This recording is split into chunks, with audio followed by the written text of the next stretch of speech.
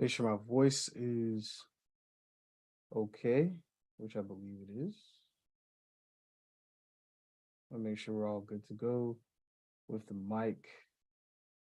Before.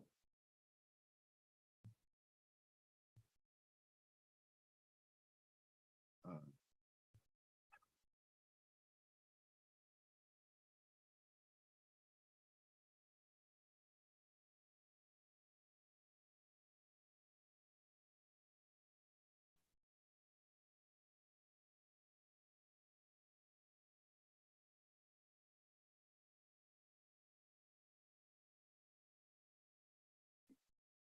I wonder how it sounds now. The microphone.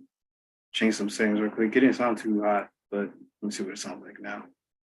See what we have cooking. Oh, it sounds horrible. Sounds worse.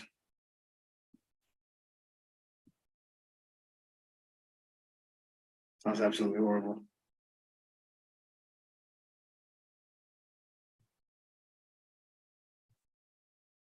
Sounds absolutely positively horrible.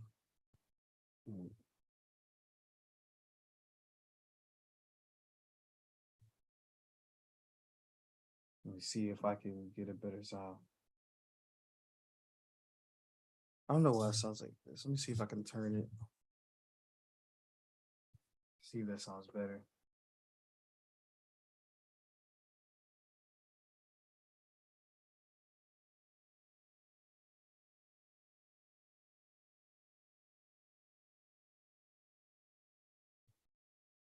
I think that sounds a little bit better.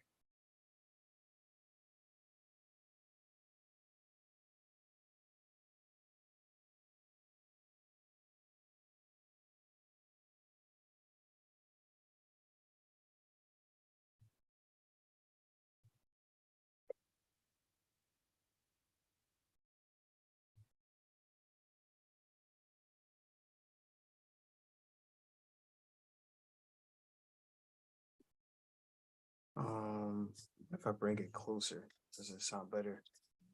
If I bring the mic closer, because sounds a little off.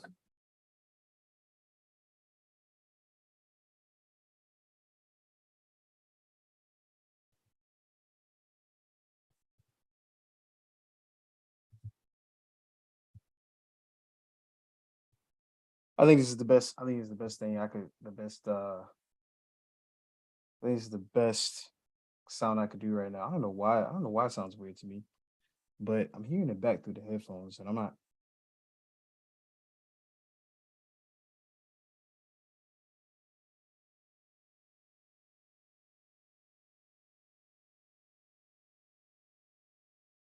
I'm not liking it. I'm not liking how it sounds through the headphones. It sounds weird. Sounds like I'm muffled. You know. Sounds like it doesn't sound like it's the sounds coming all the way through. Like it's.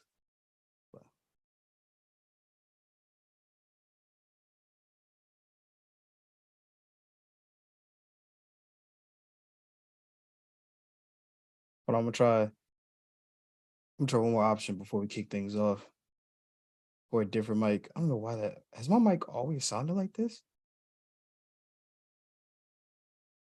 I'm gonna try one more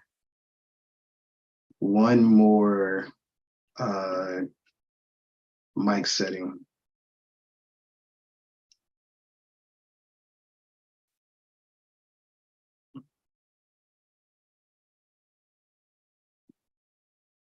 God, that mic sounds horrible. All right, that's the last.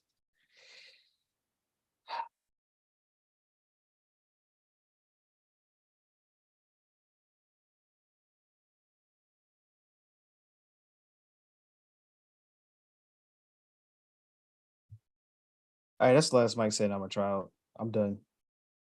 I'm done. I'm done trying to figure out this. I don't know why it sounds. For me, it doesn't sound. It doesn't sound too. So let me change. All right, let me see what that sounds like. Actually, I lie.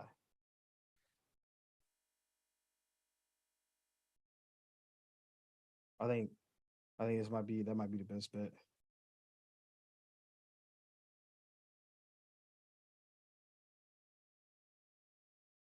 I think I like that. I think I like the way it sounds.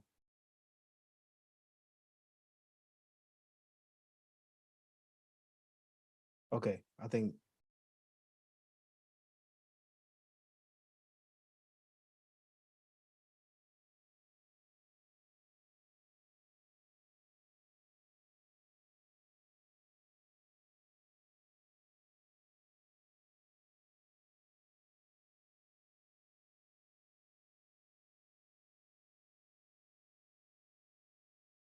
okay. What is this? It says I wonder what this uh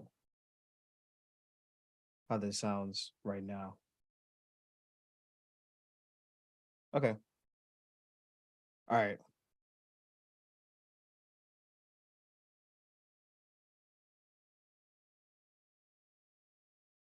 Okay. So let me go ahead and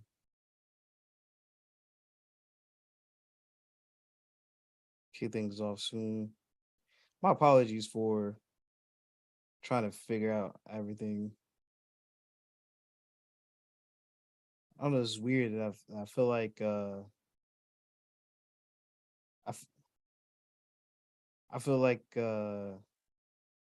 this mic situation. I don't know if I've always sounded like this.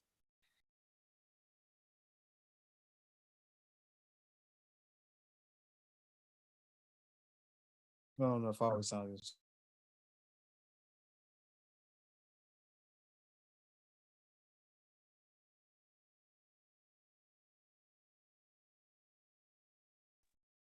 You know what I think it is I don't I think it's also that I'm wearing I think the headphones is also making it sound weird too.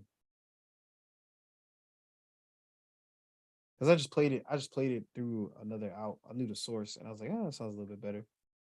Sounds a little bit better than what I had going on. I like it. I think I got it. I think I got it right.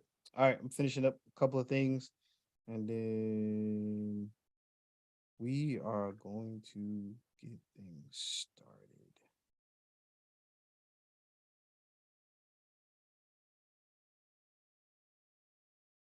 I'm gonna kick things off.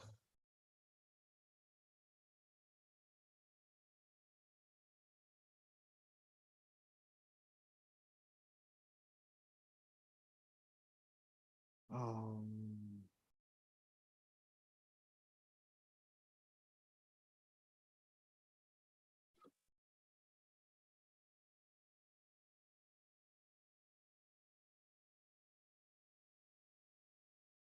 okay. All right.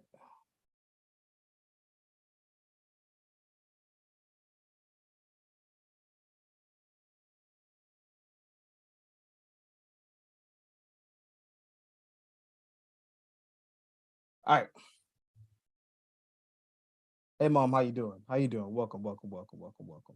Welcome everybody. I'm glad to see everybody's here. Um, so it's gonna be a little bit different today.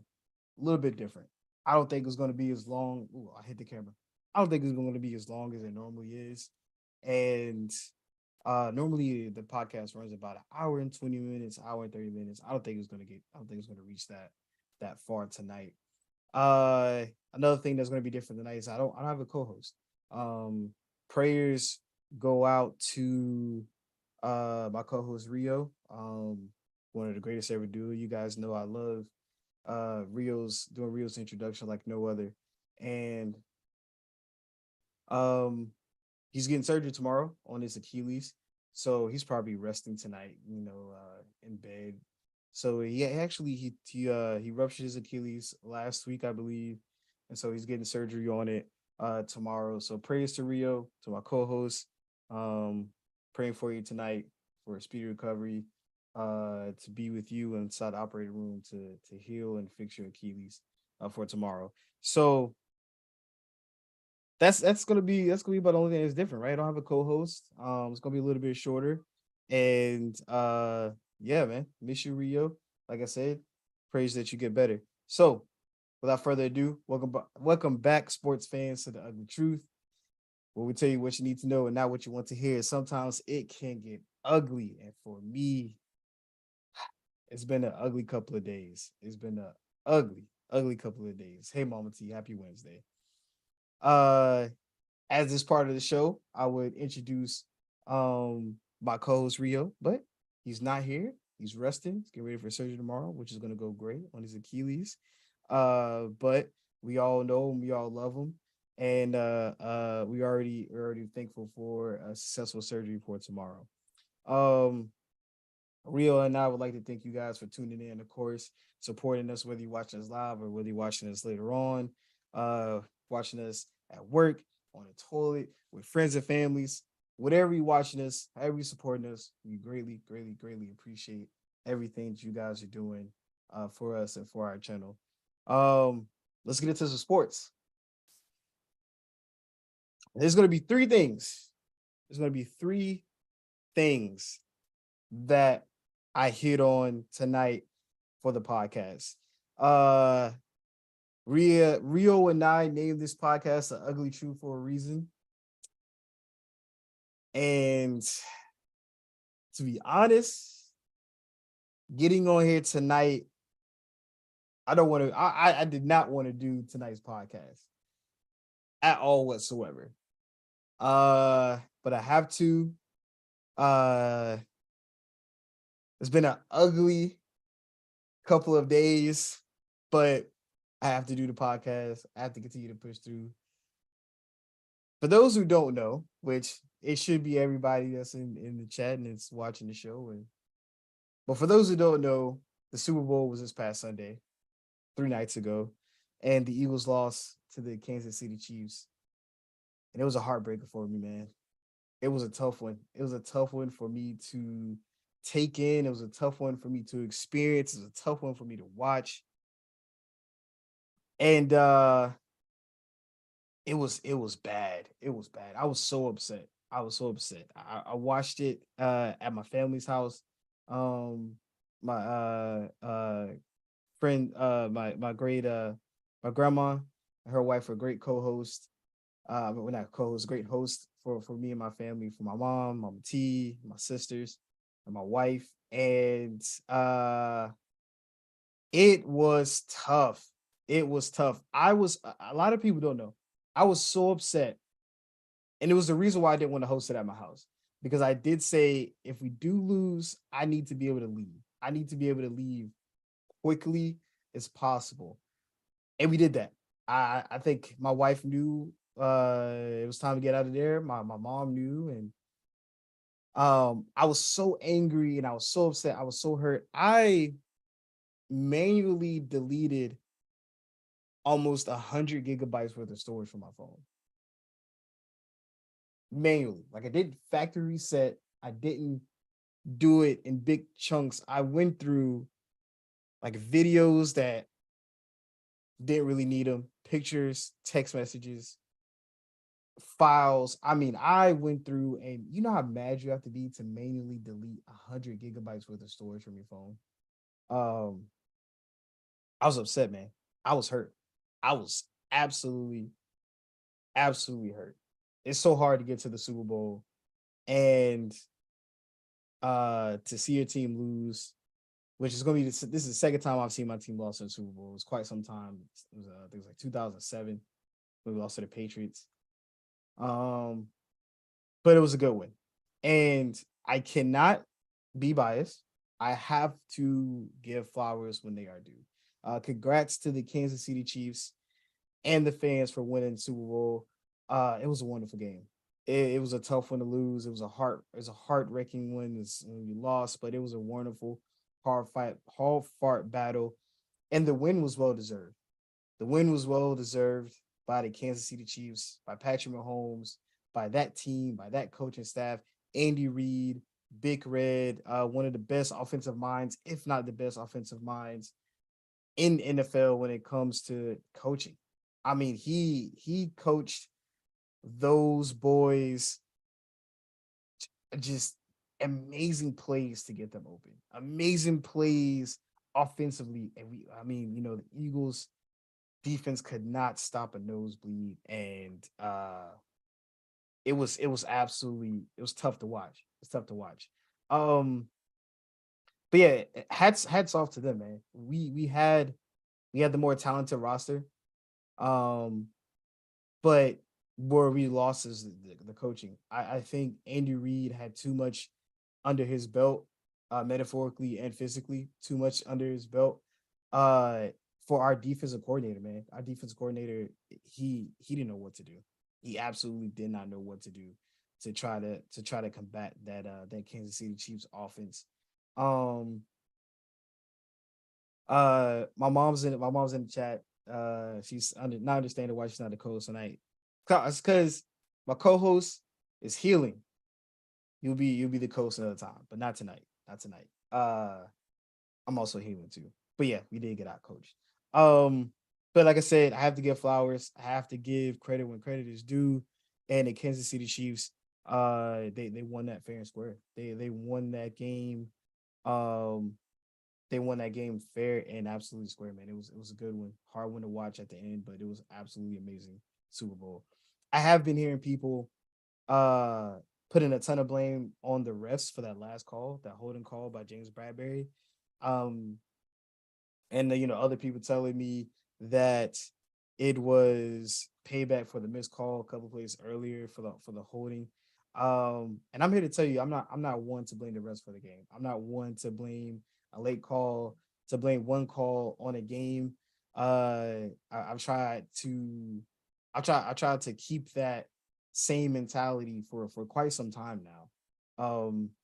Because we lost that game from our mistakes, from our turnovers, from not being able to stop Patrick Mahomes and the offense. Um, we lost that game in its entirety, right? That Super Bowl in its entirety, everything that you take into account. We had to play a perfect game against that team, and we didn't. We had a couple of mistakes. We had a couple more mistakes than they had, and it cost us the game. So I can't blame the refs. I'm not gonna blame the refs on that one call. I'm not gonna say that they cheated us. I'm not gonna say, you know, if the turf was better because they were, players were slipping all over the place. So not the turf, but the grass, right? Players were slipping all over the place. I'm not gonna blame none of that. The blame goes on the team. Jalen Hurts losing that fumble for that scuba score in the first half didn't help, right? Patrick Mahomes and the offense came out and scored on 4 straight possessions in the second half. You can't win a game like that. Our defense could not touch Patrick Mahomes. Absolutely could not touch him. We had 0 sacks for a team that led the league in sacks and the third most sacks in NFL history in terms of the season. It's mind boggling to me and insane that we were not able to sniff Patrick Mahomes. And we barely got any pressures on him. So no sacks allowed by Kansas City, which is another hats off to Andy Reid because you coach up a scheme that way with your offensive line to be able to protect your quarterback, who's injured, by the way. And their offensive linemen outcoached our defensive linemen coaches, and we couldn't get not one sack. A team that led the entire league in sacks, we could not get one sack on Patrick Mahomes. Not one. If you can't sack Patrick Mahomes, arguably one of the most talented quarterbacks that we've seen in its entirety of football, right? Two-time league MVP, two-time Super Bowl MVP, two-time Super Bowl champion already at the young age he is now. You are not going to win against a talent that great. You're losing 9.9 times out of 10 if you cannot even pressure Patty. And we had maybe a handful of pressures. Maybe there's a couple of times we ran him out of the pocket where he had to throw in the run. I don't honestly remember seeing that many throwaways. What's up, cousin? What's up, JC? Um, I don't even remember seeing that many throwaways by Patrick Mahomes and getting him uncomfortable, getting him out of his spot, making him go to his second, making him go to his third read. None of that happened. Our defensive lineman, I don't know where they went. I don't know where Sam Reddick was. I don't know where Javon Hargrave was, Fletcher Cox, Brandon Graham. I mean, we could not touch him. And it's funny because there's one time during the game, the pocket collapsed. Patrick Mahomes was still able to kind of side arm throw a ball out to the flats. And I said to my mom, I said, why didn't we sack him? We were right there. It shows the replay. It wasn't even us touching Patrick Mahomes. It was his own offensive lineman. Like even in that play when the pocket collapsed, it wasn't even us touching him. It was his own lineman. I don't even think his jersey had any type of green on it. And if it did, it was because of that one run he did where he ran for a couple of yards up the field in the first half. And he also ran he also ran a couple of times in the second half. That's the only time he really had grass stains on him. And like I said, you will lose 9.9 times out of 10 to Patrick Mahomes if he has a clean pocket for most of the game. And he had a clean pocket for, if not most of the game, almost the entirety of the game. He had a clean pocket. JC says defense wins championships. That is a fact, because one of the things that moved the scale was them forcing a fumble, recovering it, and then scooping it and score. We lost by a field goal. If they don't get that stop, I believe we were up 14-7. We were marching down the field. We would have been up 21-7 before halftime. The entire game changes at that moment. We're up 21-7 going into halftime, but instead it's tied 14-14.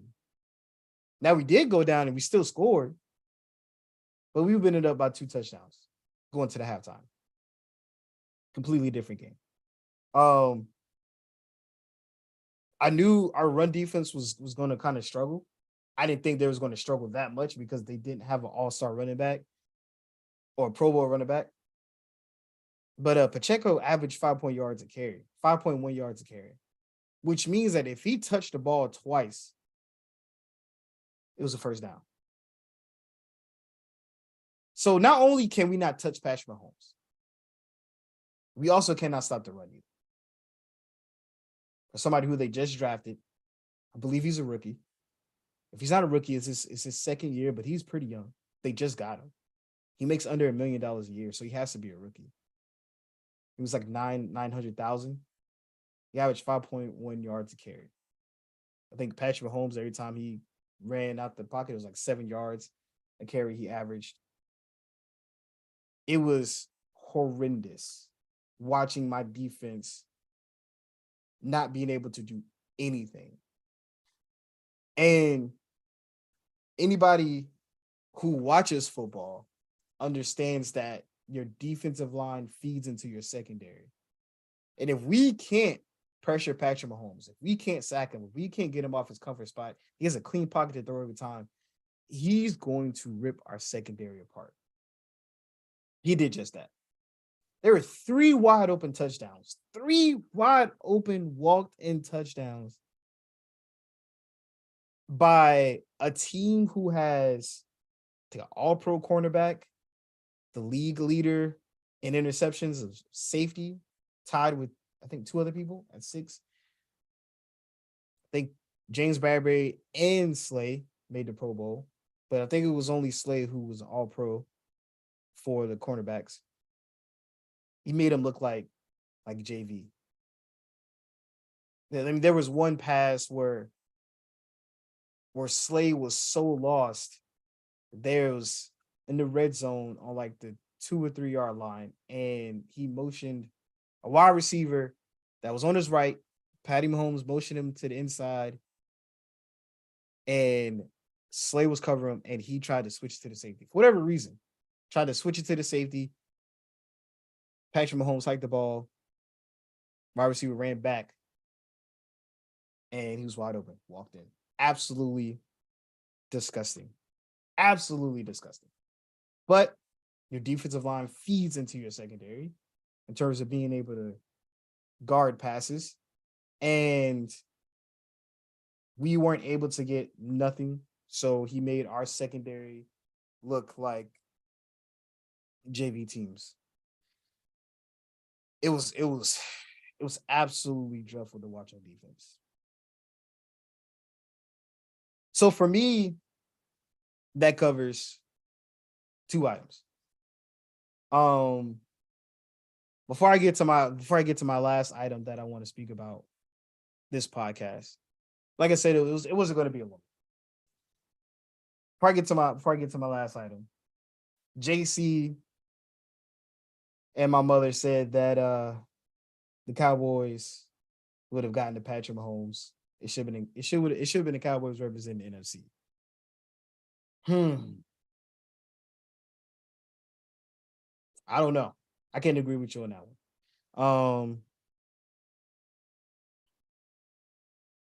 I think our defensive line is a tad bit better, but I think no matter who it was, to be completely honest, I don't think any team from the NFC could have beat Patrick Mahomes this year.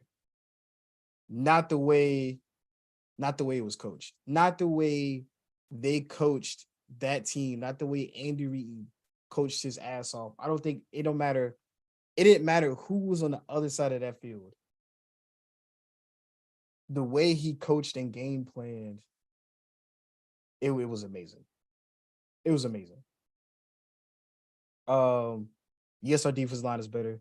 Uh, I, I want to go back to who had the most sacks this year in terms of D linemen.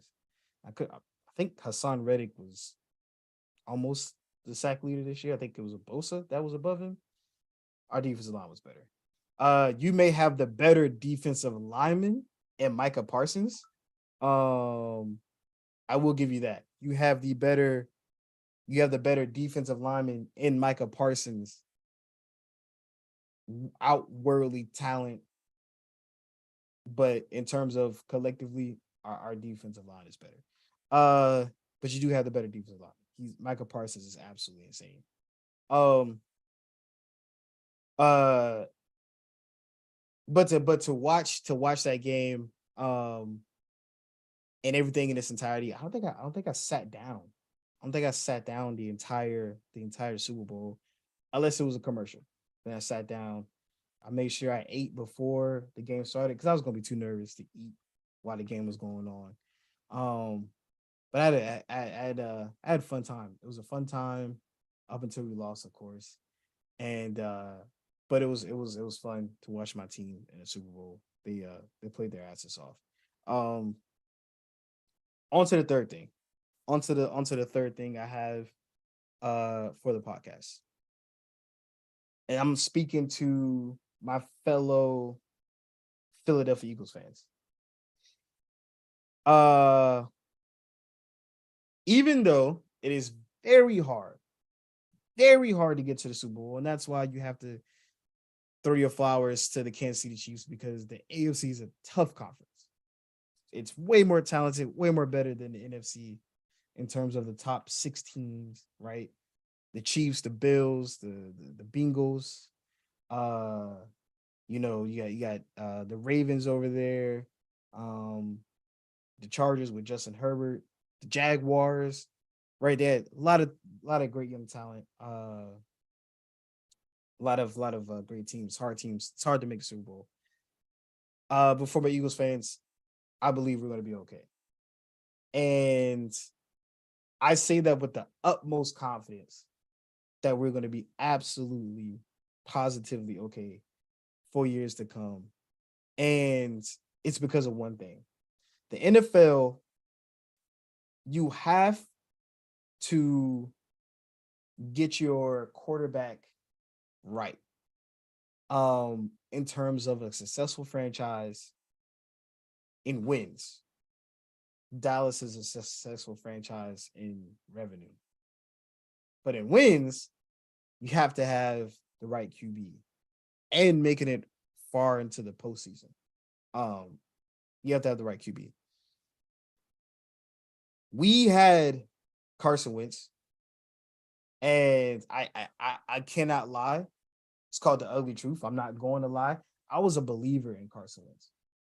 When we drafted Jalen Hurts, I didn't understand the draft pick because I said we had Carson Wentz. We got the next big thing in terms of arm talent. He had a cannon, um, athletic, big, 6'6", big arm. I was I was all in on Carson Wentz being our quarterback for the future. I didn't own a jersey. I did not own a jersey, and my closest friends and my family members know why I don't own a Carson Wentz jersey. And I never bought one, but I believed in Carson Wentz. And when we drafted Jalen Hurts, I didn't understand that draft pick. We paid him. We also gave him a contract extension. We didn't overpay him, which is a good thing, but we did pay him a ton of money with the contract extension. Uh, so then that also was confusing as to why we drafted Jalen Hurts. We drafted Jalen Hurts in the second round. God Himself blessed us, the Philadelphia Eagles organization, that night with that draft pick. Um, JC, I'm glad you hit that, and I'm gonna talk on that in a little bit. But Jalen Hurts is definitely going to be in the dojo all summer, and that's a scary thing. The scary thing is, as good as he was this season, MVP caliber quarterback, second running for the MVP. He's going to get better. He's going to get better. But he God Himself blessed us with Jalen Hurts, and if you guys can recall at the beginning of the season, at the podcast, I said I don't care what our record looks like. I did believe that we were going to win at least 12 to 13 games, but I didn't care what our record looked like. I didn't care how far we made into the postseason in terms of, deep playoffs run, a Super Bowl. Of course, the icing on the cake, everybody wants to win a Super Bowl. But I said I just want Jalen Hurts to shine. I said I want Jalen Hurts to be the reason why we win, not the reason why we lose, so we can keep him. After seeing him his rookie year, after seeing him the year after that, I was already 3 Jalen Hurts jerseys in. I bought the number 2, I bought a number 1, and I bought another number 1. I was all in. And for this season, I said, no matter how well we do, no matter how far we make it, I want Jalen Hurts to be the reason as to why we win, not the reason as to why we lose, so he can be our franchise quarterback. Little did I know he was going to go above and beyond in terms of what he showed us, what we could expect it for him this season. I mean, a lot of sports analysts had him 15th, high teens in terms of quarterback, maybe 16, 17 in terms of QB rating. He proved that he's a top 10 quarterback. Easy. Now, where you have him in terms of your top 10, I don't think there's a list out there from a person who actually watches football. I don't think there's a list out there that doesn't have him in the top 10 QBs. You got Patrick Mahomes, Joe Burrow, Josh Allen. If you want to put Aaron Rodgers at 4, I can go Jalen Hurts 5. Justin Herbert, Lamar Jackson, that young man at Jacksonville, Trevor Lawrence, at 8. Justin Fields, I believe, could be 9 next year. And 10th spot is up for grabs. It's up for grabs. I got Matt Stafford just to put a name in there. But there's not a list out there that if you had to choose 10 quarterbacks that Jalen Hurts doesn't make your top 10, it's ridiculous. I wouldn't listen to that person. And for him to prove that he is in that upper echelon of quarterbacks after what he went through in college, after what he went through his rookie season, being behind Carson Wentz and being thrown into the fire for like 4 games left, going into his second season, new OC, it's been nothing short of absolutely amazing. And JC mentioned it in the chat. He's gonna do nothing but grow. He's gonna do nothing but get better. He's gonna go into the dojo. If anybody's gonna learn from a loss in this Super Bowl, it's going to be Jalen Hurts. And I was so glad to see that it wasn't a fraud in terms of his production, in terms of what he did this season in the Super Bowl. He elevated it to another level, and it was beautiful to watch. A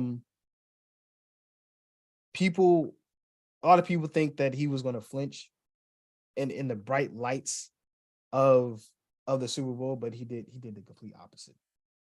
He did absolutely the complete opposite. Uh, he broke a couple of records um during the Super Bowl. Becomes the first guy to rush 2 touchdowns and throw a touchdown. Um, one of the mental things that I want to hit on is that not only that he's a great leader of men, it's that he doesn't flinch, that he doesn't, his composure doesn't change. And we all saw that for those who watched Super Bowl when he lost that fumble when they scooped and scored to the end zone to tie the game up. And on the next drive, like I said, we got the ball back. On the next drive, we were able to go down and score before the halftime. And as if nothing had happened. You didn't see him on the sideline pouting. You didn't see him on the sideline throwing his helmet. You didn't see him on the sideline with a towel over his head. He went down the entire offensive line and told him it was his fault and that we're going to get back in this. A leader of men at the age of 24, I remind you, he's he would get charged the extra fee at a rental car company because he's not 25 yet. He's still 24. Uh, but after that lost fumble, man, he stayed even killed, marched down the field, scored before halftime. And that was that was the drive where he hit AJ Brown on that deep ball. He threw AJ Brown open from double coverage. AJ Brown, if you go back and you watch that, he reached out and he had to lean into that catch. He threw him open out of double coverage. Absolutely, positively beautiful. Um, he put it in a place where only he can catch it, and it was amazing. It was gorgeous. After the opening second half scoring drive at Kansas City, which was flawless because our defense couldn't sniff Patrick Mahomes. I think they scored on 4 straight possessions right before they got to have 3 more times in the second half, or it may have been 4 times in the second half. Either way, they scored in 4 straight possessions. Jalen Hurts, for all intents and purposes, tried to match every single scoring drive that Patrick Mahomes dealt our defense. Um, and he did so, right? Before the final field goal, it was 35-35. And he was willing to deal with it. That pass to Quez Watkins that he dropped, uh, hit him in the hands on the deep ball, dropped it. Um, but it was after they scored in the second half for Kansas City, opening drive. It was 3rd and 8. And the defensive coach for Kansas City did an amazing job flushing Jalen outs to his left. Right, flushing out to his left is kind of hard to throw as a right-handed quarterback because you got to throw across your body. Still was able to hit Dallas Goedert. Right, some believe it was a catch, some believe it wasn't a catch. But still able to put it on the money, on the run, on would have been a 3-and-out. Definitely would have spelled demise for the Eagles, but he made the correct throws at the right time. And that is something that we did not have in Carson Wentz. But you have it in Jalen Hurts. He doesn't make stupid throws. He doesn't make mistakes.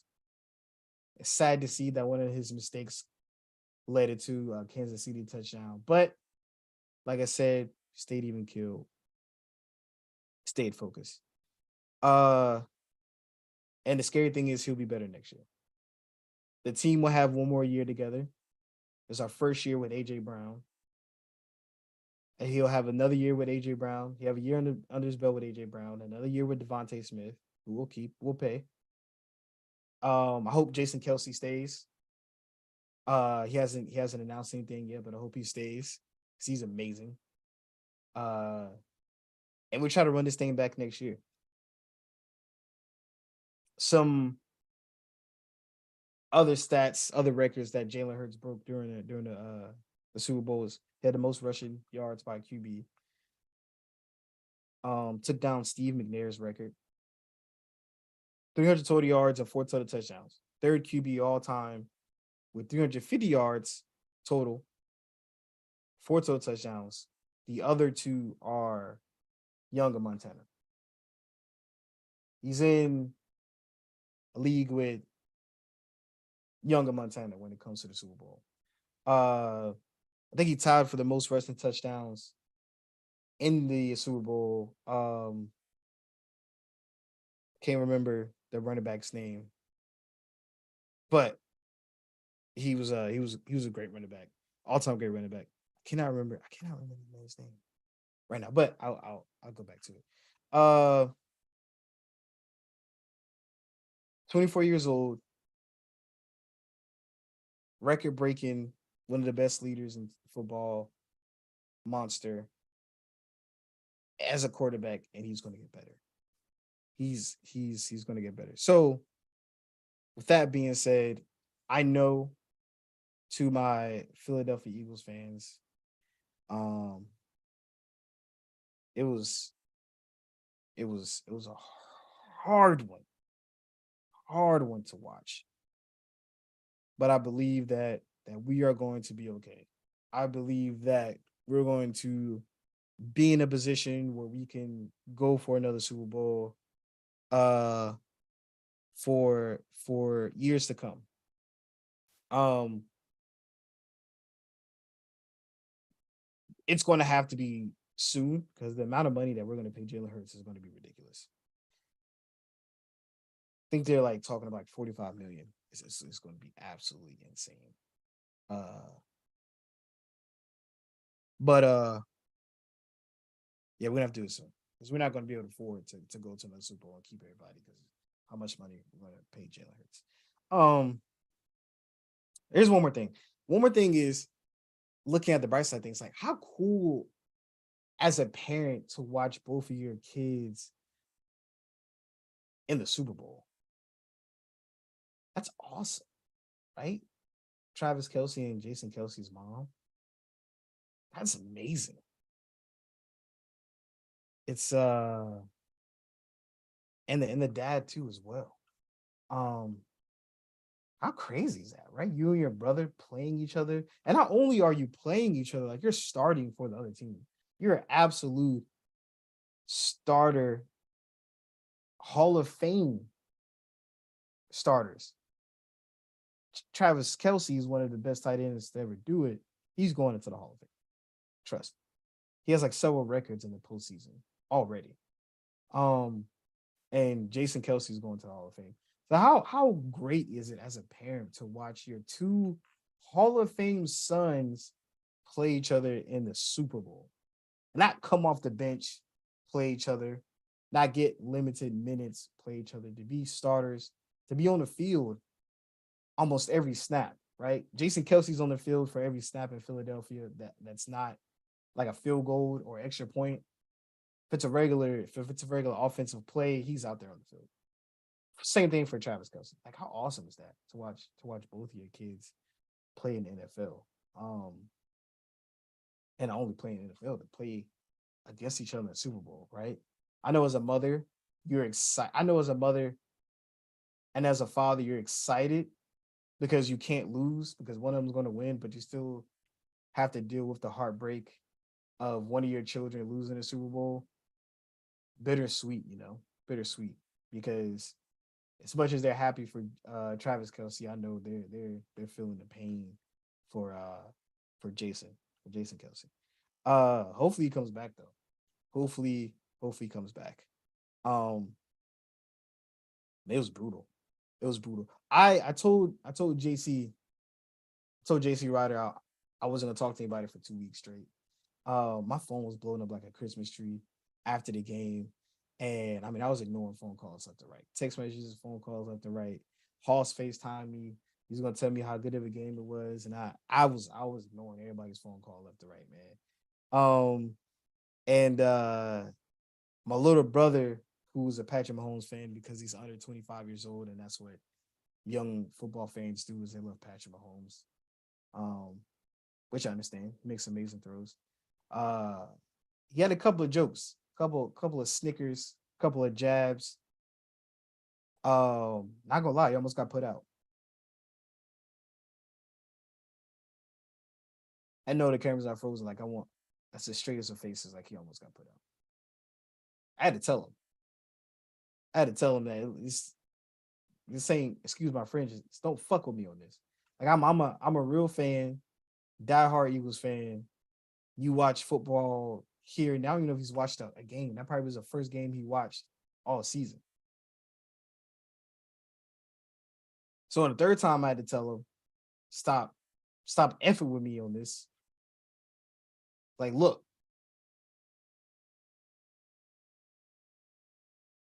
your stuff will be outside when you come home from work if you keep playing around with this subject. He's getting his own place soon, but he was gonna have to move out a couple of weeks earlier. I was gonna put him, I was gonna put him on his ass. I mean, he's gonna be gone. He understood. He hasn't said anything about it since. He understood. That third time, he saw it. He saw it. But yeah, no. Don't play me around with that. Yeah, a lot of people call and text my phone. Ricky, which I should have sent this podcast to. He's a Cowboys fan, man. He was a coworker of mine at Rio Tech, and I mean he was sending me gifs, text messages, the final moments, talking about it's over. God, man, Cowboy fan. See, that's why it's hard to root for you guys. It's only Cowboys fan that was just doing the most. But uh, but yeah, no, it was tough. Now I have to lean on my Los Angeles Lakers to bring me some type of hope and joy in the sports world, and that's not gonna happen. It's possible, but it's not gonna happen. Duke basketball for college is not gonna happen. I'm gonna have to start watching like hockey, soccer, and baseball, and pick like the most dominant team so I can be somewhat happy for like the rest of the season. I was leaning on Eagles hard for this. Um, but like I did say right when we won our last Super Bowl in 2017 that you didn't have to give me another Super Bowl for the next 15 years. You came early, 5 years later, but hey, uh 18 out of the next 24 is crazy. That's a fact. That is that is a fact. um so yeah, so it's I'm about to pick another sports team to watch, to have hope in. Um it's tough. It's tough to watch. But I don't know if I'm fully healed yet. It's gonna take some time. Uh I do appreciate my family for being supportive, my good friends for being supportive, for not rubbing it in my face and being assholes about it. They get their jokes in every now and then, but they've been good friends. Been good family members so far. They know I'm in pain. Um, Taz is in pain. He's an Eagles fan. I think I got a couple other friends who are Eagles fans. I know we're all hurting. I haven't heard from Pops. I need to call and check in on him. I haven't heard from him in a long time, which is 3 days. I haven't heard from him. So I know he's probably as hurt as I am. I said I was gonna buy Eagles jersey, Jalen Hurts Super Bowl jersey. If we won, I think I still might do it. I think I still might buy a Super Bowl jersey. Uh, I mean, hell, we made it, but nobody ever remembers second place. But I don't remember second place. I'm gonna get the jersey. Gonna have the Super Bowl 57 on it. You gonna know we came to second place. So, um, so yeah, I guess I'll look forward to some basketball.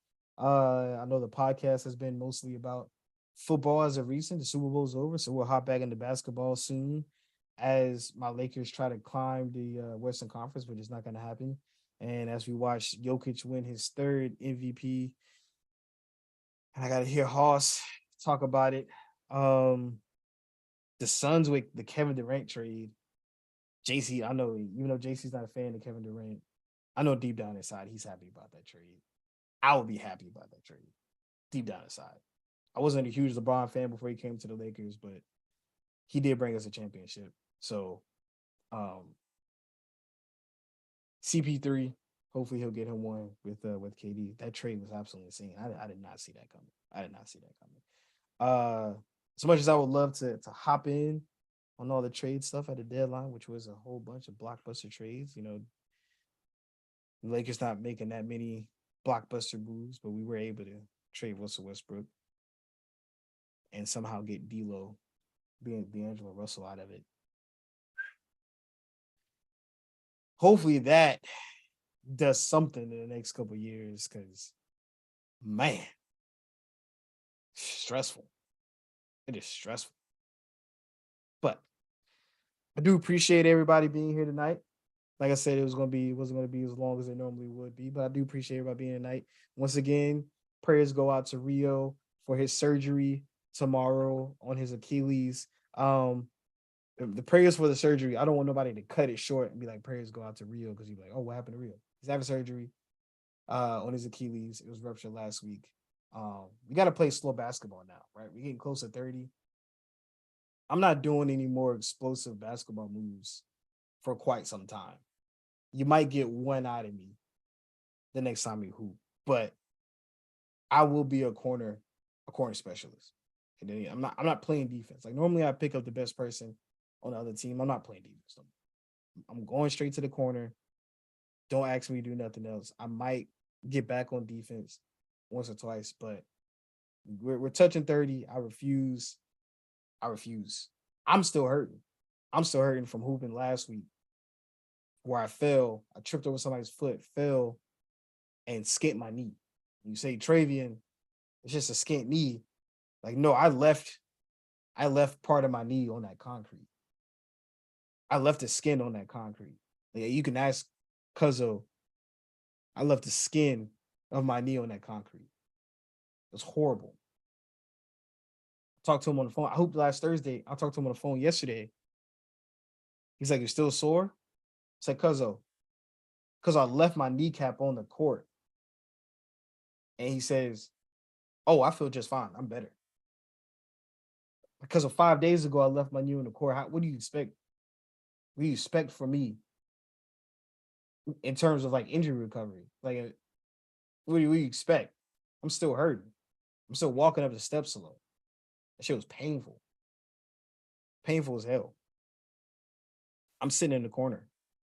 I'm sitting in the corner for the next every time I hoop. Like I'm just here for cardio. I'm a jog. We're trying to get back with defense, but I'm sitting in the corner. I'm sorry. I can't do this no more. But appreciate you guys. Love you guys. Wish for speedy recovery. Pray for speedy recovery for Rio and his Achilles and surgery tomorrow. Miss you, Rio. Can't wait to have you back, co-host of the show. And I appreciate every single one of you. Thank you for joining tonight's podcast and supporting in the group chat. You guys have a great rest